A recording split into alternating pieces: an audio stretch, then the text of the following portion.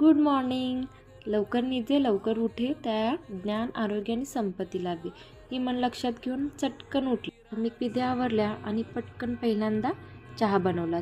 पहिला चहा म्हणजे मोबाईलपेक्षा इम्पॉर्टंट. चहा नाही तर मी नाही.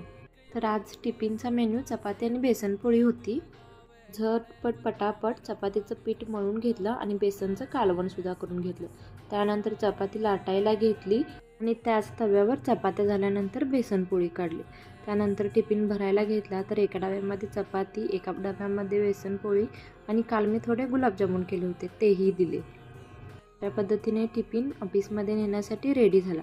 त्यानंतर बेबी बस उठला होता त्यामुळे तिचा अगोदर खाऊ करायला ठेवला. त्यानंतर तिच्या अंघोळीची तयारी केली. मी इथं तिला बेसन पीठ आणि मसूर डाळीचं पीठ मिक्स लावते. त्यानंतर तिथं इथं ड्रेस वगैरे सगळं साहित्य घेतलं. त्यानंतर तिला अंघोळ छान घातली आणि तिला खाऊही घातला. खाऊ घातल्यानंतर ती थोडी झोपी गेली. एवढा पसारा झाला होता की असं वाटत होतं की रात्री वादळच येऊन गेले. त्यानंतर ती झोपली होती तर पटापट आवरून घेतलं. कपडे भांडी वगैरे सगळी आवरली. त्यानंतर घेतल्या भाज्या नीट करायला.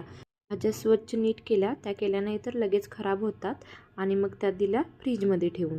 तर सायंकाळचा चहा झाला आणि स्वयंपाक करायला घेतला. रात्रीचं जेवण झालं आणि सर्व आवरून त्यासोबत थोडा वेळ घालवला. ही आहे माझी सकाळ. थोडी गडबड, थोडी धावपळ आणि खूप सारी मस्ती.